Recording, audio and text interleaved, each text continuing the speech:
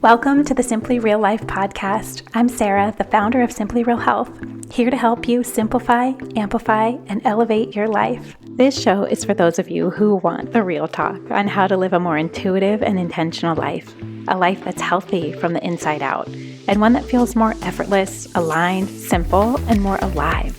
We cover it all, from health, wellness, mindset, motherhood, daily habits and rituals, to business and relationships, creativity and growth, and tiny tricks to feeling your best, and the energetics behind it all filled with personal stories, unfiltered conversations, and of course, answering all of your burning questions, all in the way of simplicity and keeping it real, so that you can create your own version of your healthiest life.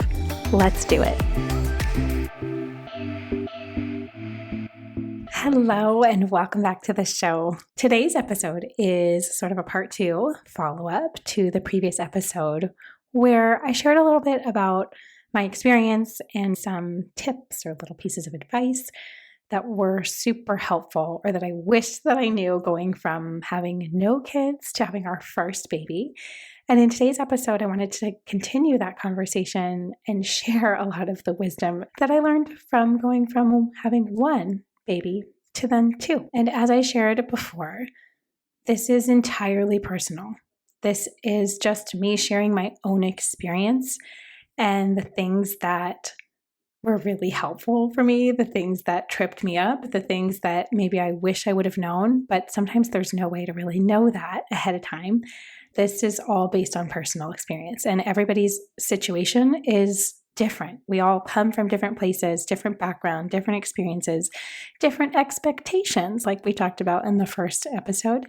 And so I wanted to share a little bit more openly about that transition time of going from 1 kid to 2 kids and what that looked like, especially thinking about things like my health, my body, my mental health, my business, our relationship, just as a mother, what that even looked like, and sharing the differences, at least that I have noticed in that transition time. So just like in last episode, I think it probably will be helpful to get a little bit of background as to like where things were at in our life before jumping into this conversation. So knowing that we already had 1 baby, we had a toddler. Noah was about 2.5. And I honestly feel like it took me that long to mentally recover, recuperate, and get to the place of thinking about wanting to go through the whole process again. And I say that because with Noah, my experience with my first was a very rough pregnancy. And so this time, knowing that ahead of time gave me a little bit more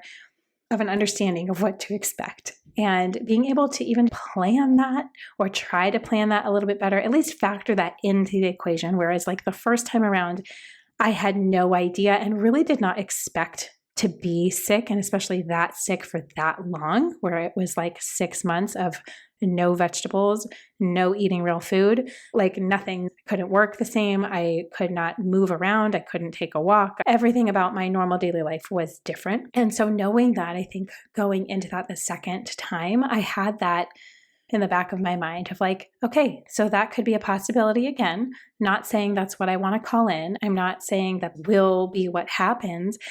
But knowing from a practical level that, hey, I may be out. I may be out from my work for at least a couple of months. Knowing that really helped me plan and I think manage my expectations better of like, that could be a reality. So let me see what I can do about that ahead of time. Knowing all the things I didn't know the first time. And if you have experienced very nauseous, very sick pregnancies, you know how all-encompassing that is.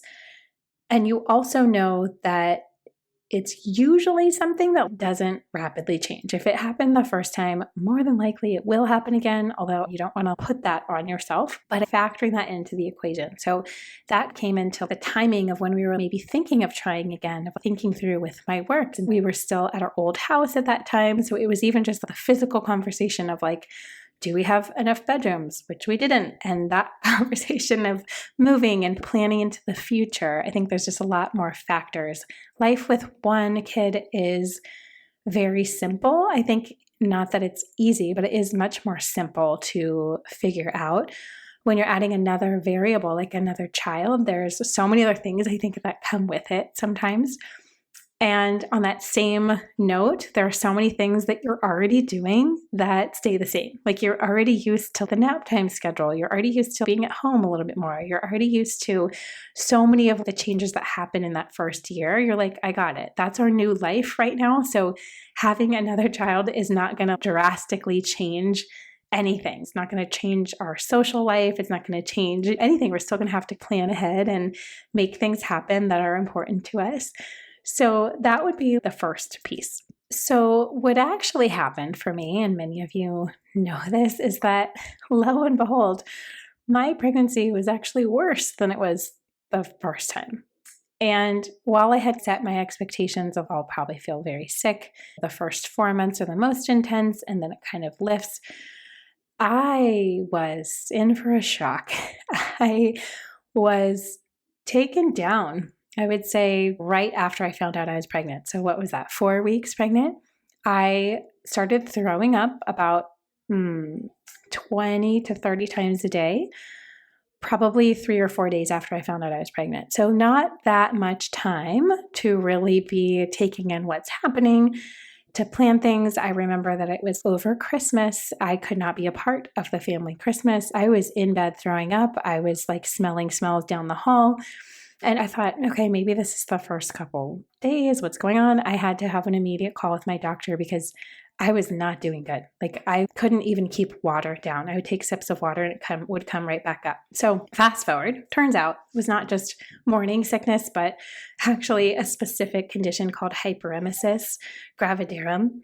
And if any of you are familiar with Kate Middleton, that is what she had during her pregnancies, where it is like extreme nausea, like couldn't hold water down, which is very dangerous, not only for you, but also for the baby. Like dehydration is the number one thing there. So we were someplace and I remember having to fly home. I don't remember that flight at all. Kyle to do everything. I think he had to carry me on the plane. It was like bad news. And we had a toddler.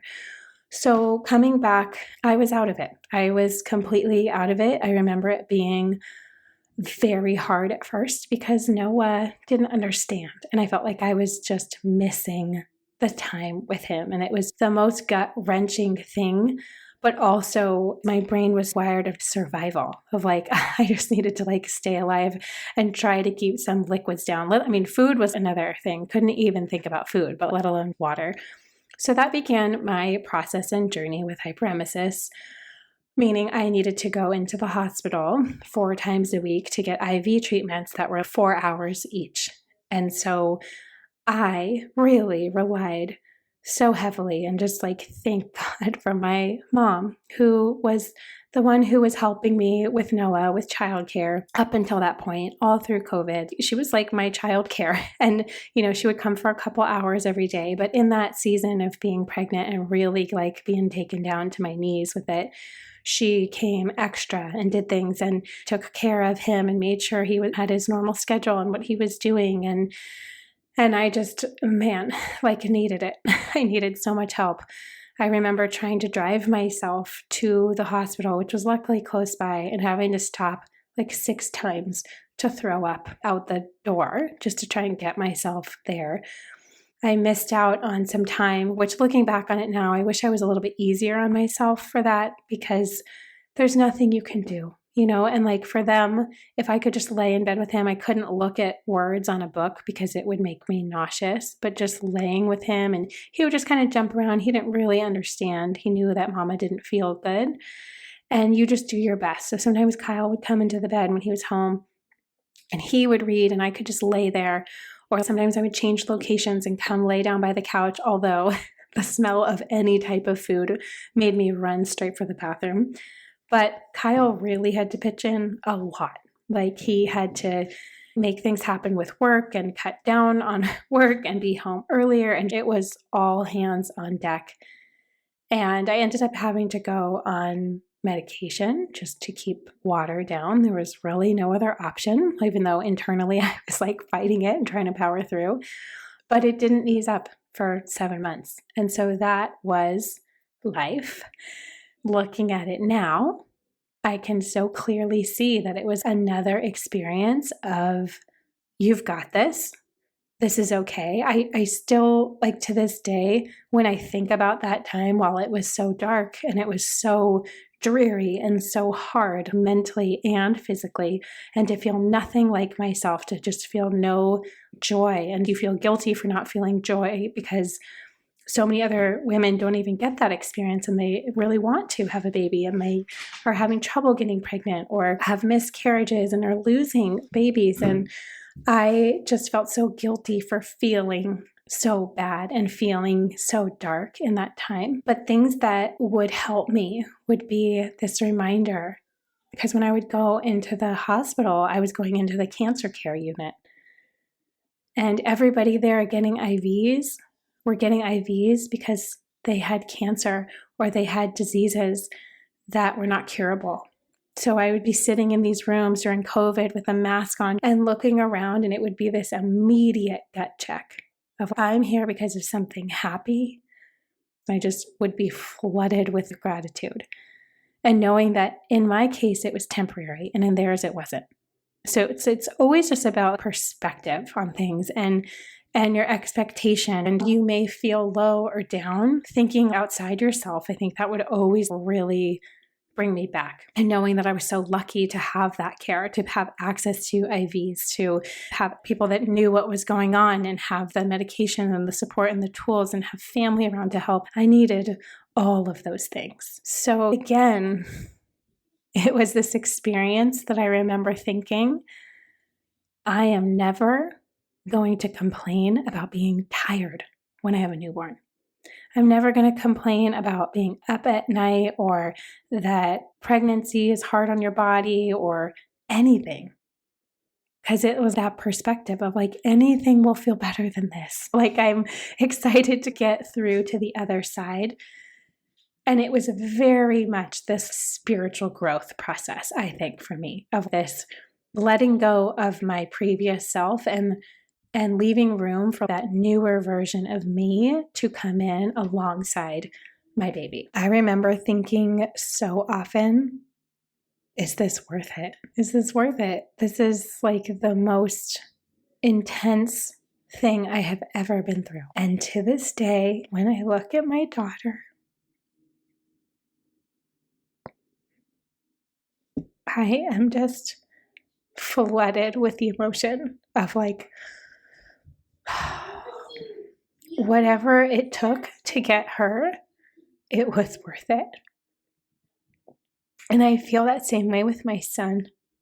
And while it was a journey that looked so different from all of my friends, from anybody that I knew who had these very blissful experiences, or they would complain and joke about, oh, they were a little sick and they had crackers and they had more snacks and they felt better, or they have aches and pains towards the end, I don't think that I would change the experience that I had, because I do think that it has made my perspective just so different, in that I find so much more joy out of the tiny things in being a mom, like the tiny moments, the tiny intricacies, just truly being and enjoying, like especially that newborn phase where it feels like, oh my God, what just happened to our life? Like, what is going on right now?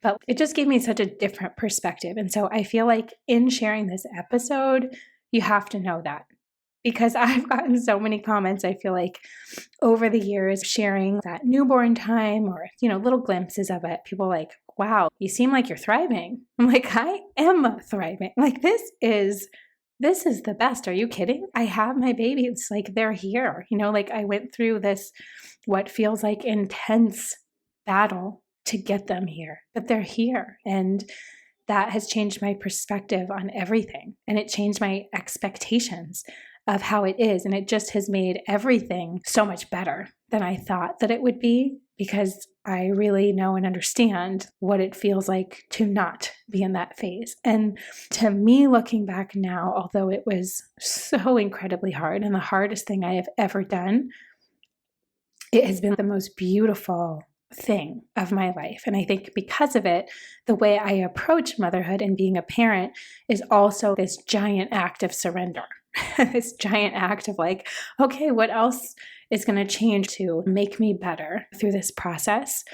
And I think that is one of the biggest difference, I think, going from 1 to 2 is things are already kind of crazy. Like life has already changed. Our daily life has already changed to be one that is cohesive with their needs and their rhythms and what's going on. And that's cool. And I love that. Like I find so much joy in having young kids because they are magical. They're these little bits of heaven. I said that in the last episode, but like that's truly what I think of when I look at them. There's these magical freaking beings that are here and like here to teach us so much, but it's already like a little chaotic. And I think the change is going from 1 to 2, at least in my own like circumstance, was that it wasn't really a huge change. It wasn't really a huge change to our family rhythms, to our routines, to our schedules.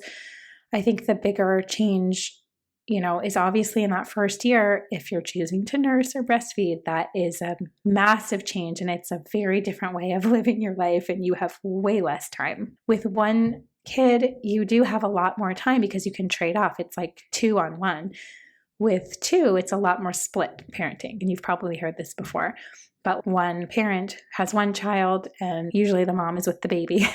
The other child goes with the dad or the other parent. So I think that itself is like a little bit of a different dynamic. But at first it was a very foreign thing because I felt like I was really missing Noah. I'm like, I don't get a ton of interaction with him because I'm always nursing. I'm always here. And I'm always like thinking about just to have to run to the bathroom real quick or do something for a second. And also he was starting school and it was just a different time and phase for him. So that was like the biggest shift. But I'm reminded now because as I'm recording this, June, my daughter is now 2, where I'm like, it's really just that first year or however long you're choosing to nurse. I think I did 16 months this time, 17 months, where that is like the biggest life change, but that's not forever. And that's something where that is such an indicator of your time, your schedule, your sleep. I mean, time to work out, all of it is so wrapped up in that one thing. So having that perspective of give yourself the first year, just give yourself the first year to get reacclimated, to be re-nourishing yourself, rebalancing stuff, coming back home to yourself, while your first priority is obviously going to be the baby and finding those new rhythms as a family. But it's more so than after that year. Like, what are the differences that I've noticed now that she's eating the same foods that we do? And we really do most things as a family unit of 4 for the most part. There's still some things she can't quite do that Noah can do. But some of the things I have noticed, I think, just from going from 1 to 2 is just the pure fact that you do have so much less time, especially alone time. So knowing yourself best. I shared before, am an empath. I'm a feeler. I do really great. I'm also an introvert. So I do great with alone time. That's really when I feel the most re-nourished is when I have alone time or just time in my own energy. But being a mother of 2 and also working and running a business, it's not often that I have that time to myself. So really for me, it was finding those moments and ways to find that tiny bit of alone time and trying to do one tiny thing every day. And honestly, sometimes it's 5 minutes, sometimes it's 10 minutes. The more likely scenario is about 20 minutes. It's usually my walk, which I have planned and factored in and coordinated childcare and school times and just trying to get bearings around that, but really keeping that as a priority because I recognized, I think early on, that was something that was way harder to naturally happen on its own and was one of the points where I was like, I'm getting so frustrated. I don't really know why, or feeling so overwhelmed. I'm not really sure why.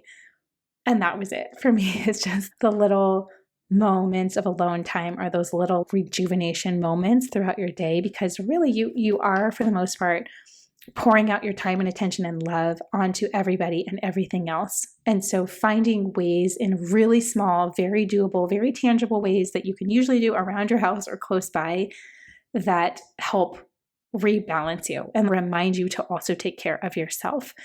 To me, that has been the biggest shift and also the piece of advice that I would also give if you are thinking about adding more children to your family or going from 1 to 2, that was something I think is totally worth doing and talking about ahead of time too with your partner, just as from going from 0 to 1, talking about fears, talking about things you're worried about. It was also really helpful, I think, for me to think through, okay, like what are the things I need to thrive? And for me, that was very apparent going from 0 to 1, was that I learned in that first year, what are the basic things I need to feel good and therefore to help me pour out my love and time and attention to my kids and to my work and to do it all and still feel pretty grounded within myself. So it just became even more, I guess, of a priority because the windows of time are even less. You just start getting really good about getting the most out of small moments and knowing it's just a phase, it's just a season. This is not forever, but it's been a really good practice, I will say, in lessening my all or nothing mentality, where it's not going to look perfect.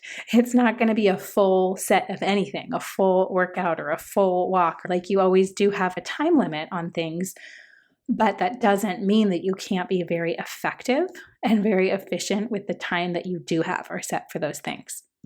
So another change I noticed was, I remember, I think June was just a couple weeks old, and I remember we were driving to a restaurant or something, and just like that feeling of, oh my gosh, we're like a real family now. Like just looking back, and there were 2 little heads, and looking at Kyle, I'm like, wow, we're like a real family. Like I'm a real mom now. And I just had so many moments of like, I'm a real mom now. And to me, that was like just the best feeling of it just took what we already had and brought it to the next level. And being able to, I guess, just see them together. And I think now as they're getting older, their interaction and their little relationship together and just how Noah talks to her and shows her stuff, it's just the cutest thing of my life. But one of the things that has absolutely changed is that I no longer have any patience for things that sap my energy, because I need all of the energy and I need it daily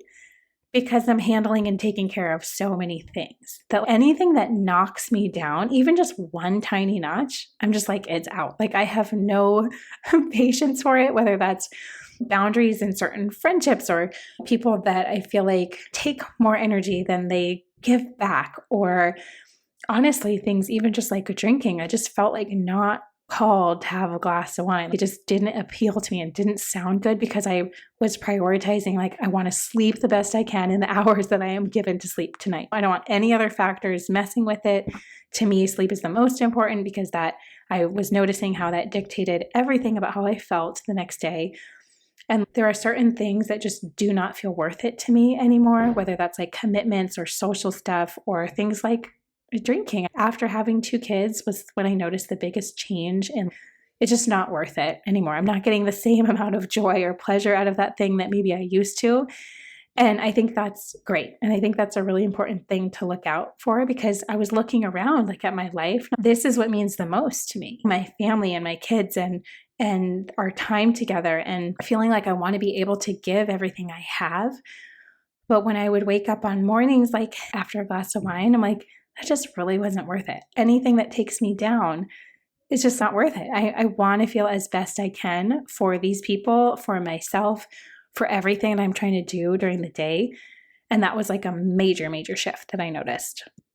And I think overall that tends to happen where you become more and more clear about what matters to you and what doesn't, and the ways that you want to spend your time, because again, it is a limited resource. I think before you have kids, you do have hours and hours to do whatever you want. And until that becomes something that is more of a limited resource, you don't really think twice about maybe how you're spending it. You're not fully auditing it all the way. But I think that is one of the gifts of having kids and then having multiple kids, is that just gets more and more clear. And you become more and more of who you actually are. Deep down inside, you become more aligned, you become more clear, you set better boundaries, like you have better priorities and knowing where you need to shift or change those sometimes. And I feel like that is just so freeing and such a beautiful thing in itself. So the next thing that I noticed, and that was different, I think, from just having one, is how much more systems and strategy and organization we needed in running our household. And for me, that's not really naturally the place where my brain goes. I'm a little bit more of a creative brain, and I like to be free flowing and open. And that just doesn't work so well when you have two young kids who have very set schedules. So getting so much better and just trying to embrace this as the era of more structure and more systems, and even like outsourcing things and finding help for different areas, not trying to do everything myself. That has been taken up to the next level. It's like, okay, what else can you cut out so that you can really focus where you want to be focused and pouring your energy where you want it to be, which right now is with my kids, and it's in my business, and it's in my marriage and my friendships. Like those are the four things. Those are always adjusting, but like being able to understand in order to have the time for those things, there's a lot that needs to either be planned out ahead of time, have more of a structure, have more of a system behind it, and not just freewheeling it all the time. So I love it now, and I'm so grateful for it. And I feel like it will help us in the decade of having young kids, where it is super helpful for everybody to have a little bit more of a predictable times and places, and then also infusing fun and new and exciting adventure and travel in between those sprinkled in, but just embracing more structure, more planning. Like you do need to do things ahead of time. You need to plan for childcare. If you want to do a date night, if you want to have that be a thing, finding babysitters, and you really have to get good at asking for help from your friends, from other parents, figuring out all the things that are required and not fighting that. Just embracing that has been something that has like personally helped me a lot. And just one more thing on the priorities conversation is that I feel like this transition time has really made me think twice about my priorities in a much different way. And not only looking at like, okay, what are my top 3 or top 4 priorities, but when it comes down to it, what is my first priority? If I can't have multiple things in that moment, because there are many times where that's true, where you do have to pick or you do have to choose, that being very clear on my priorities, at least for this season, and where they lie makes decisions so much easier.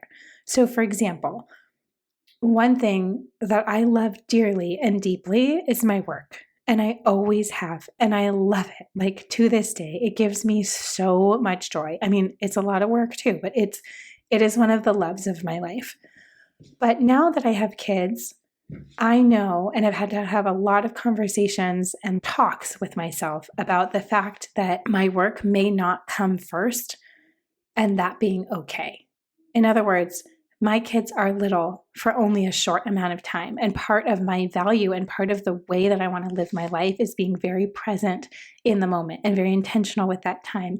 I know that this time is finite and fleeting, and soon they are going to be older and they're going to be in school and they're going to be busy and they're going to be not wanting to hang out. And so right now for me, that often looks like working less and being with my kids more, and choosing to do that, by the way, like wanting to do that. And being in the position, which I feel so lucky and so grateful for, and that I have worked hard for with this long-term vision of mine of being able to do both, but not working full-time, working part-time so that I can be with my kids. And I just say that as an example because there are a lot of times where I do have to choose. I either am stressing myself out to the max, trying to do both at the same level and capacity that I've always done, or being okay with now actually there's a different priority in my life and I feel good with that internally. That is a decision that I'm making and feeling more at peace with that. And for me, that feels like the right fit. And I would just encourage you, if you're also in this season or thinking about it, of what does that look like or what will that look like for you? Because it's different for everybody. Sometimes you do need to be able to quickly choose and decide and move on and find peace with that, that yes, you can do all of the things, but it may not be exactly at the same time. So that has been like a very helpful and a very active weekly conversation that I have with myself of checking that, because my instinct is always to want to do it all and to do everything with everything that I've got. And I think just feeling that sense of peace of like, no, this is what my priority is and what is most important to me right now in this season.